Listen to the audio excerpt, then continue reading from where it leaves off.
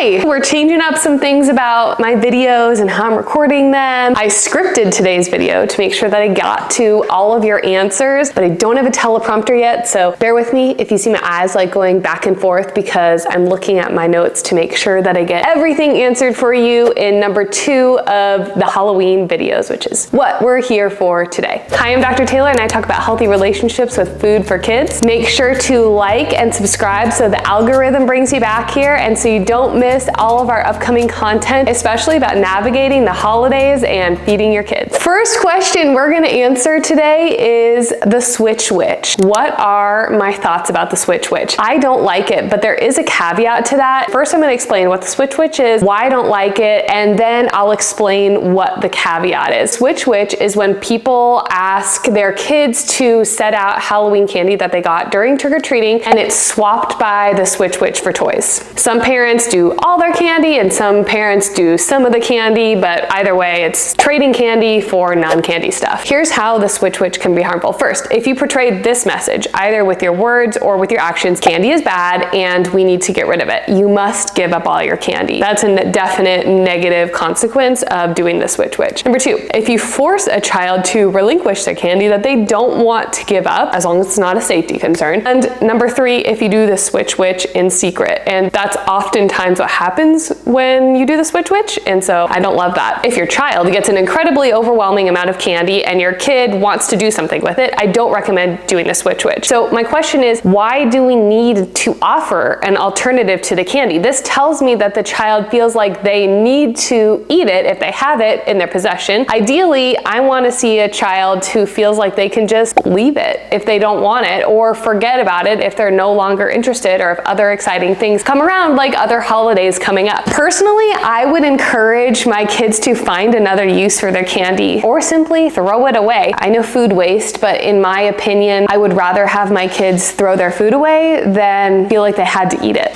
There goes my puppy. Hey. She could care less that she's in the middle of my video. Okay, so something like art projects, you could donate it, although I found it to be really hard to find places to donate to. Or if you celebrate Christmas or any holiday that does gingerbread houses, you can save it for doing a gingerbread house. Here's how the Switch Witch can be helpful. Here's the caveat. If your child has a food allergy and you want to give them an alternative to the unsafe candy on Halloween that they're getting in trick-or-treating, I recommend offering both food and non-food items so it doesn't give the impression of like candy is this elusive thing or you moralize it as bad. I recommend offering safe candy or sweets alternative that are okay with your child's allergies. And also, I don't recommend making this like a big secret or a big deal. I might say something like, hey, I know it's frustrating that most of the candy that you get on Halloween can make you sick. I want you to have something fun on Halloween, so here are your choices, and then give them choices. So there's my thoughts on the Switch Witch. Next question, what are my thoughts on the parent tax? I don't recommend stealing your kids' candy. This is only going to cause them to hoard or hide their candy, but if I'm trick-or-treating with my kids, I absolutely request snacks along the way. The more mama is fueled, the longer the kids can go, and I like candy and I want to eat some. Usually my kids are more than willing to share it. Despite my best effort at neutrality, my kid is obsessed with candy. What do I do? First, I want to say don't give up and get professional support if you're feeling frustrated and overwhelmed. Helping a child not be obsessed with sweets can be a very long haul, especially if this is a new idea to an older child, a tween, or a teen. And remember that really liking candy is not the same as an obsession. I really love candy. I really enjoy it. I have a major sweet tooth and I still have a healthy relationship with food. In my opinion, an obsession looks something like sneaking candy, constant tantrums about candy, constant demands about requests for candy, constantly thinking about candy, that sort of thing. So there's definitely a difference between really liking candy and being obsessed with candy. And if you are so frustrated, you feel like your child is obsessed with candy and you don't know what to do, that's a point when I would recommend finding professional help. So this parent wants to help their kid have neutrality around sweets, and so they're going to offer their kid candy at breakfast. So this parent says, how much candy for breakfast for a toddler? How to explain that he won't feel good if that's all he eats? Usually I offer one unwrapped piece and allow them to ask for more during breakfast. I do unwrap because I feel like it makes it less exciting, especially for younger kids. school mornings, I do limit the amount of candy. Like if it's the day after Halloween and it's the breakfast before school, I limit the amount of candy because my kids will take forever to eat breakfast when it's accompanied by sweets. I don't know if it's because they don't fill up as quickly or they're just like taking their sweet time eating the candy, which is fine in most situations, but mornings are stressful in my house and I do not have time to elongate breakfast by like 30 minutes. So I will limit in that situation, but then I'll make a point to offer it like after school when we have more time. Offer the candy alongside safe, favorite, and filling foods to maximize the possibility of eating things other than candy. So for my kids, this might look like serving waffles plus a chocolate bar. Offer choice in the other foods eaten to increase the likelihood that they'll eat them. So one of my kids does really well when he gets to pick breakfast. So I might say like, hey bud, do you want to have cereal and milk or do you want to have pancakes with your Halloween candy? Letting him choose increases the likelihood that he's going to fill his belly up with something that's going to sustain him throughout the morning until his morning snack. Use novelty and fun to increase the appeal of other foods on the plate. So something like sprinkles and food picks, those are my favorite novelty items. And I don't know about you, but I am like a winter holidays girly. I love Christmas, and Christmas starts the morning after Halloween. So I will break out those Christmas sprinkles and put them on their yogurt the morning after Halloween because we're moving on to the next holiday. And to answer the last part of your question, I usually don't explain that you're not going to feel good if you eat this much candy. I might in the moment say something if I notice that they're not feeling good, and after we can talk about it. And that's actually something that I make a point to do all year round, not just on Halloween. So if I notice my kid is having a ton of sweets and then they have a bellyache, I'll point it out and we'll talk about it. And I use it as a learning experience, and it might be something that I bring up in that moment, like, hey, do you remember that time that you ate like 3 cupcakes and you didn't feel good after? And they'll be like, yeah, I do. And I'll be like, do you think it's because you only ate the cupcakes or something like that? And they might be like, yeah, it is. Then I just kind of leave it at that. I mean, I feel like kids are pretty good at remembering and applying those sorts of situations. Even younger kids, including toddlers. I have another video that I've mentioned before in the last Halloween video and in this one about what to do if you feel like your kids will eat until they're sick, because that video goes through that situation in more detail than we have time for today. How do I set healthy rules and boundaries with candy? My kid would eat it over everything. So first of all, remember, loving candy and wanting to eat that doesn't mean your kid is like obsessed with it, because I love candy too. First, go back to the last video where I answered the question about how I personally manage access to Halloween candy in my house. I'm going to talk about how to do this for kids versus teens, because I think the situation here is the approach is going to be different. Let's also talk about this after the actual day of and the day after Halloween, like once you start getting your eating routine back to normal in your house. Okay, so for young kids, you provide the food, your child decides if they're going to eat it and how much of it they're going to eat. You've probably heard that statement like a bajillion times before. It's called the division of responsibility. Sometimes you offer the candy and sometimes you don't. Include your kid in making mealtime decisions and prep as much as possible, and make other food that you offer fun too. In that situation for younger kids, you're like putting in more boundaries, but you're still giving them autonomy over their own body and what goes into their body. Now for teens,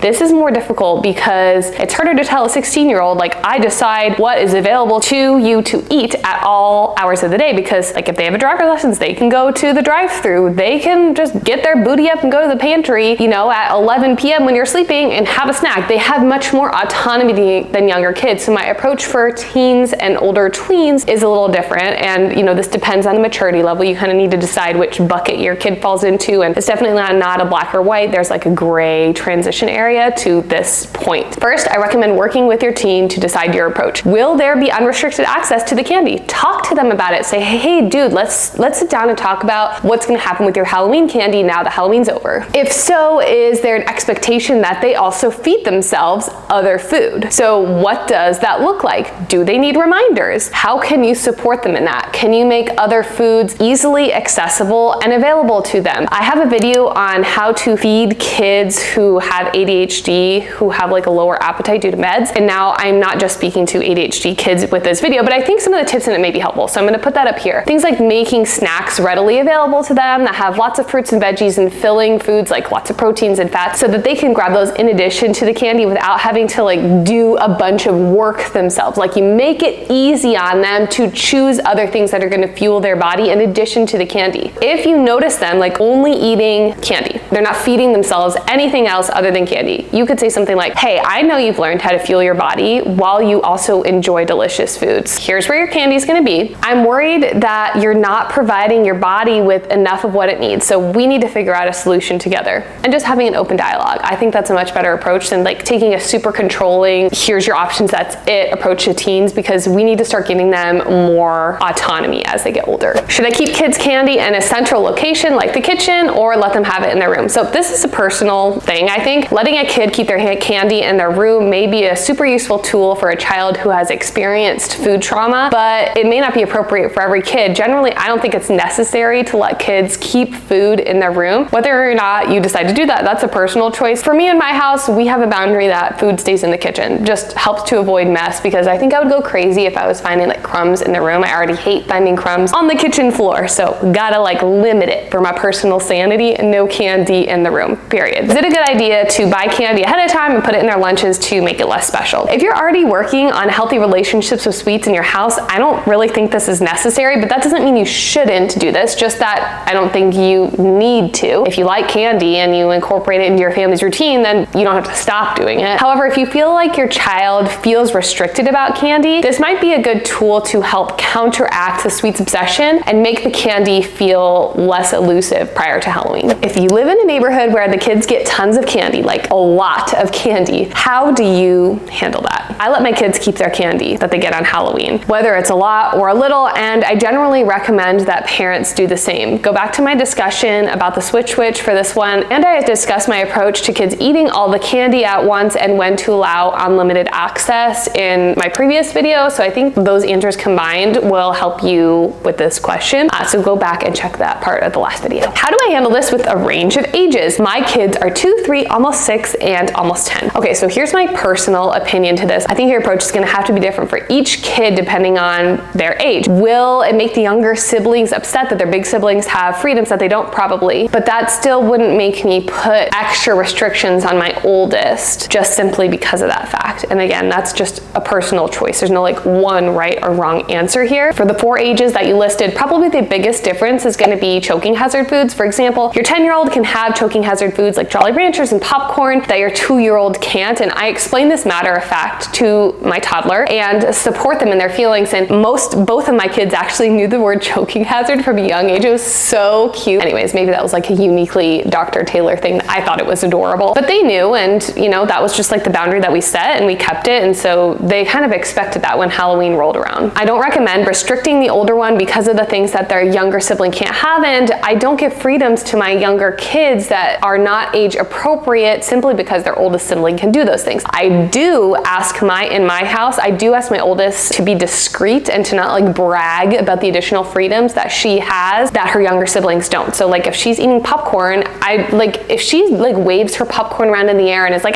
popcorn, you know, we're done with the popcorn. So there's definitely a responsibility that she has to keep in mind her siblings' feelings when she is given those things that they can't have. But this is my personal approach. Some families might do things differently. I always tried my best to find an alternative or individualized solution for each child so they still feel like their needs are being met. But also I do want to recognize that this is easier said than done the more kids you have, having to like manage this different approach for each kid at each developmental stage. This is a big one. Are you ready for it? Okay. Hey, you guys, I had to pause it because my camera was getting hot and I'm still figuring out like the whole being a YouTuber thing. So I have taped an ice pack to my camera from my kids' lunch boxes, and I no longer have the temperature notification. So you know what, whatever works. I need to get it done today. My kids are in school, they're healthy. Who knows when next time I'm gonna have to record. Anyways, adults everywhere are talking about how candy makes kids hyper. How do I shut that down? So I usually avoid arguing about this because I find most people are set in their beliefs unless they ask me my thoughts. But let's say that this person you are talking to wants to have an evidence-based discussion and keep an open mind. Let's hope and pretend maybe that's the case. I would talk about this study in 1995. It was a landmark meta-analysis that demonstrated no significant effect of sugar on hyperactivity or behavior in children. I would bring up this more recent 2017 article that also found the same thing and found no effect on sleep in kids too. And I would talk about this study, which found that parents reported that their kids were more hyperactive when they thought their kids had sugar, even if they didn't. So I'd point out the following. There is a huge Huge sugar expectancy among parents. Parents are conditioned by society about this pervasive myth that their kids will get hyper after eating sugar. They see it, they believe it, and so it's real to them, even if an unbiased observer wouldn't find the same thing. The placebo effect is extremely powerful. You're not immune to it, I'm not immune to it, parents are not immune to it. What you expect to happen is powerful, and no one is above that. And the excitement of the holidays, of being out of routine, the change in sleep habits, the overstimulation or new sensory experiences, those can have a big impact on a child's behavior. Perhaps that is what makes your kid hyperactive or seem hyperactive, not the sugar itself. Teeth. Let's talk about teeth. Teachers are saying that candy is bad for their teeth. How do I correct? So in a repair situation like this, I prefer to stick to the facts. I might say something like, sugar does feed bacteria on our teeth, which can cause cavities. There are things we can do to help us not get cavities, like brushing our teeth, drinking water, eating food like cheese after we eat candy, chewing gum when age appropriate after we eat candy, or eating our candy alongside other food like veggies or our dinner. And I would also say eating candy doesn't automatically mean that you're gonna get cavities. What do I do when a kid says, is this candy healthy? Or my teacher said this isn't healthy, or my friend said this isn't healthy. So I would say something like, you know, healthy is a tricky word because it means different things for different people. Lots of people will say that candy is unhealthy because it doesn't have the same things in it that fruits or vegetables do. But that doesn't mean that you shouldn't eat candy. Food is not just about eating healthy. Food is also about what tastes good, celebrating fun holidays, and having fun with your family and your friends. I like the way candy tastes, so I eat it. But I also know that other foods make my body feel good, so I eat those too. Our body needs lots of different things from food, and we can't get all the things we need from just eating candy. And same goes for veggies. We can't get all the things we need from just getting veggies. So we need lots of things in our diet, which is what we eat, and that's called variety. Food dyes and candy. Should we care? Do we care? Okay, I feel like this could be a whole video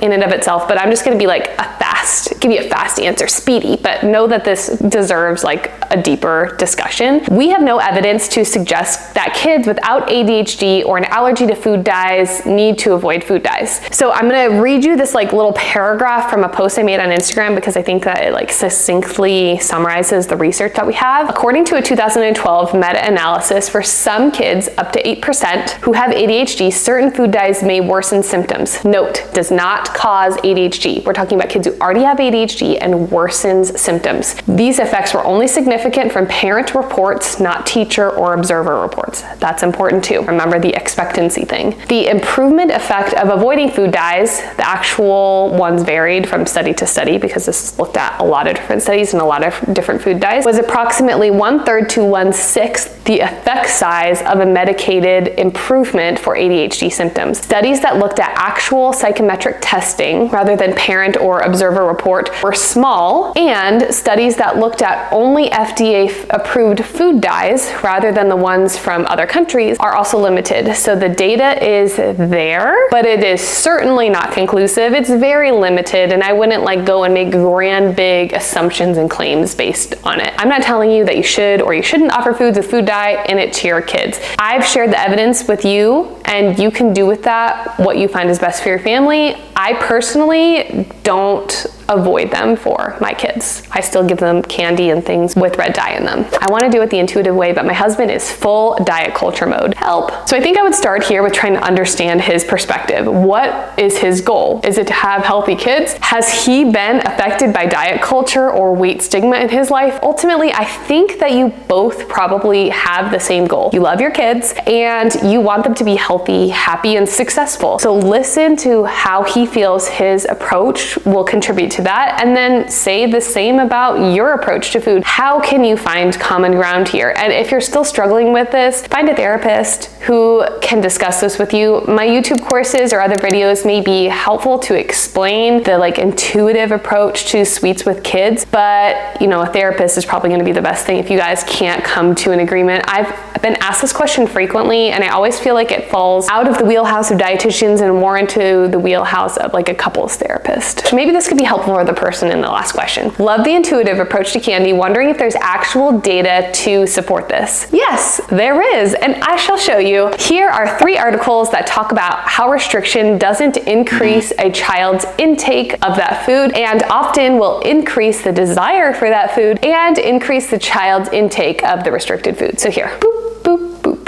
The 3 articles. I'll link them in the caption if you want to like read more about them or even read the studies. Can't we just let the kids have this one time a year without covering over candy issues? Yes, we can. So go forth and do that. So I'm gonna throw up this last one because I thought it was really nice while we wrap up the video here. So that is the end of the 2-part series on how to handle Halloween candy. Sorry if the last video was a little chaotic, still figuring out my video setup, but I hope that you found the answers to your questions in the last video and this video. If you have more questions, please drop them in the comments. I want to keep talking about this. I want to make sure that you have everything you need heading into the candy-filled holidays, and I hope that you enjoy yourself. I hope that you have fun with your kids. I hope that you have some candy, make some memories. Don't forget to get in pictures with your kids, and happy holidays.